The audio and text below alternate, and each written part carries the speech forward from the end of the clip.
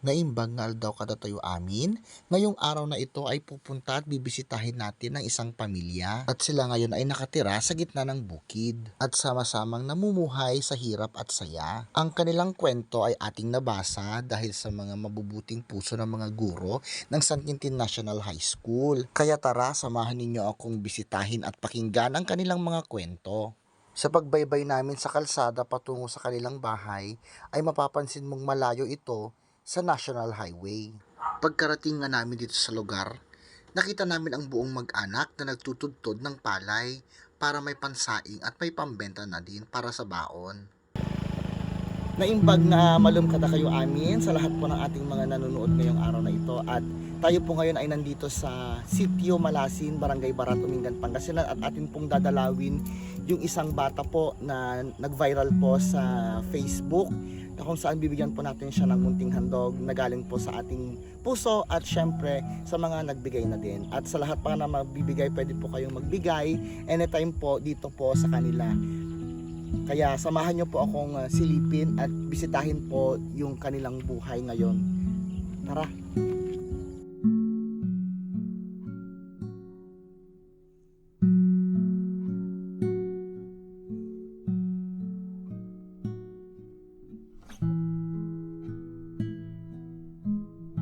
At masayang sinalubong kami ni ate na may halong tuwa at mangiyak-ngiyak dahil kahit papaano may dumating na naman na tulong para sa kanila. At dito sa munting paraiso nila, nahuhubog ang kanilang mga pangarap at panibagong buhay. Ayan, nakasangpot tayo dito yung balay kadbak ni ate Banji. Tapos apan siya yung balay datadalawon tayo dito. Kaanakan niya man ang ate niya. Kanakan ko. Bali, anak di kapsat mo. Apo. Tadi te kanya giyagan. Talo nga balay data niya. Bakit nga ti balay dito eh. Nasa huli po. Yoon, ati balay ti sango. Bayanan ko po. Ati ting nga ti balay dito Yung yung obing.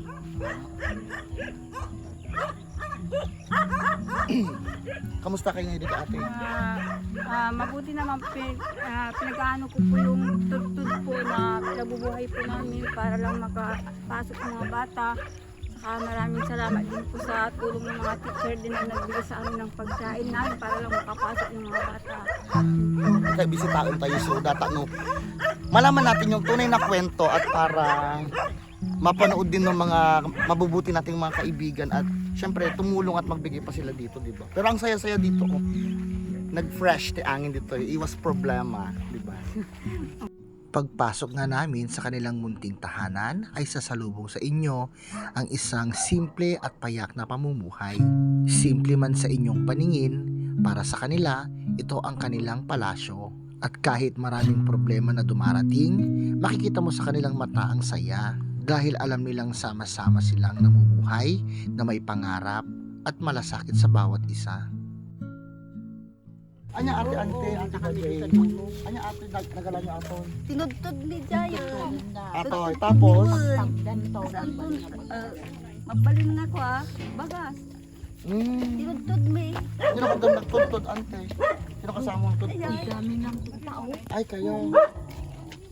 Naimbag na malumkada kayo amin at ngayon po ay kasama ko na po yung nag-viral po sa Facebook dito po sa bayan ng Umingan, yung bata po na nag-aaral po sa San Quintin National High School na humihingi po ng tulong po natin. Kaya dinalaw po natin para malaman po yung kwento po nila kung bakit po sila uma-absent sa school. Ayan, kasama ko rin po dito si Lola. Pangalan niyo po Lola? Linda, saka si ate Banji, saka si kuya Arnel. Anong pangalan mo ate? Angeline po. Angeline, ikaw? RG po. RG, ikaw naman. Inderfrit po. Ayan, ang cute nila no. Pero anyways, kamusta naman po ang buhay nyo dito ate? Okay lang naman po, nakakaraos din po. Pero maraming salamat kasi sa mga nagbigay ng pagkain po ng mga bata para makapasok lang po sila at sa mga teacher po sa National High School po. Kaya nagpapasalamat din po ako sa kanila kasi isa din po na hindi na po sila nakakalipan nung nagsimula na nagbigay po sila ng blessing sa aming mga pagkain ng bata baon. Kausapin ko si R. Di ba ang kwento ng mga teachers mo Hirap ka lang doon. Ang kwento ng mga teachers mo, di ba, lagi kayong uma-absent, di ba? Opo. Oo. Bakit kayo laging uma-absent sa school? Anong dahilan? Dahil po Dahil sabi sa akin, nagtutudtod daw kayo ng ng palay, tama ba? opo. Gaano kahirap yon sa edad mo na grade 8, parang 15, tama? Hindi po. 14 po. Ay, 14. Masaya ka ba sa ginagawa mong pagtutudtod din ng ng Opo. mga palay? Kahit nakakapagod po.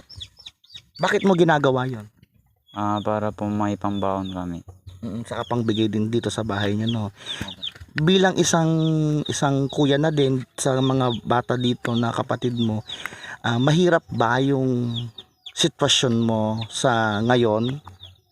Opo.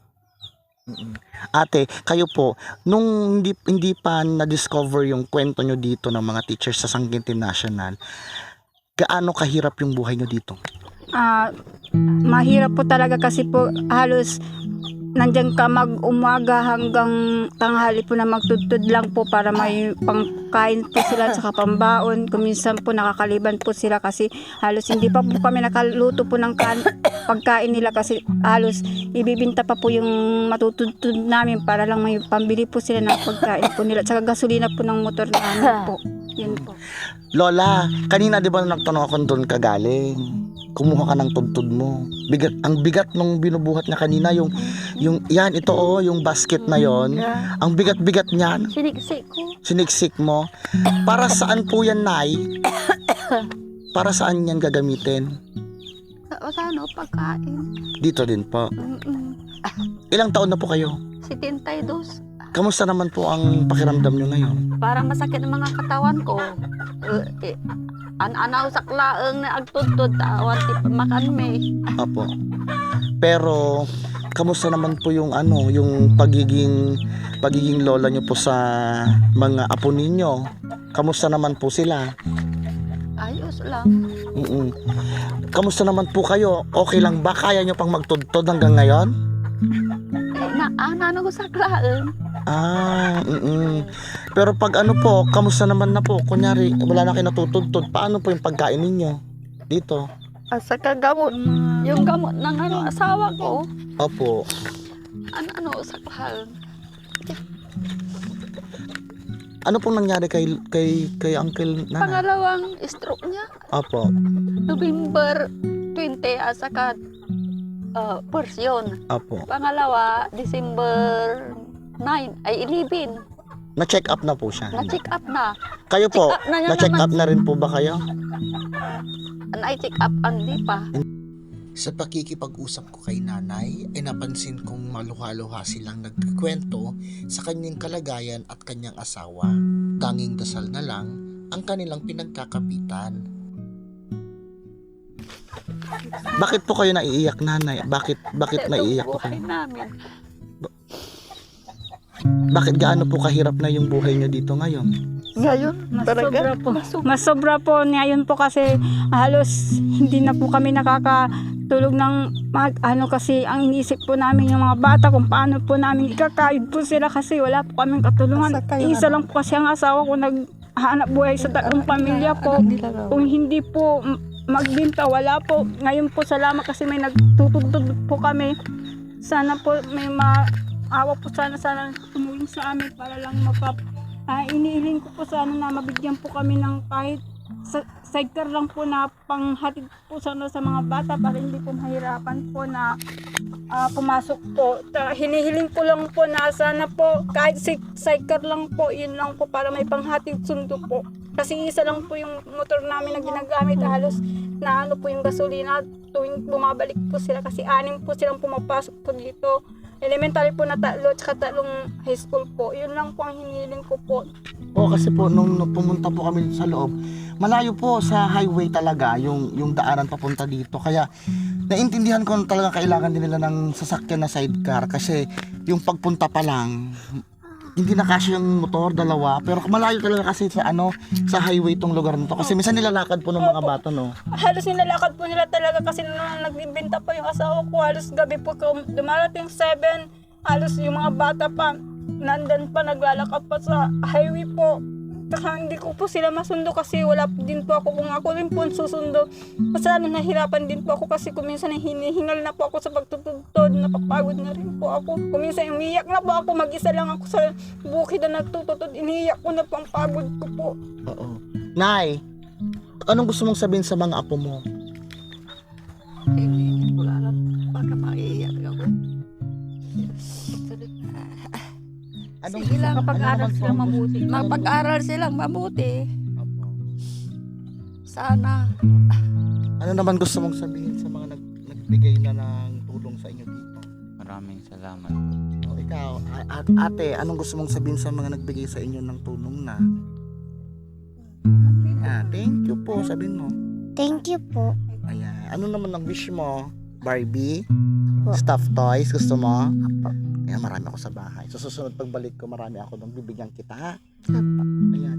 Anong gusto mong sabihin sa lahat ng mga nagbigay na sa inyo ng blessings? Maraming salamat po sa lahat ng nagbigay ng tulong po sa amin dito sa Umingan po, at saka sa San Tintin po, sa mga teacher po, at saka Vice Mayor po. Maraming salamat po lahat po na yan po ay blessing po sa amin, at salamat po sa pagkain na binibigay niyo po sa amin kasi halos nakakapasok na po yung mga anak ko din po sa pagkain nila, sa baon po nila. Salamat po sa lahat.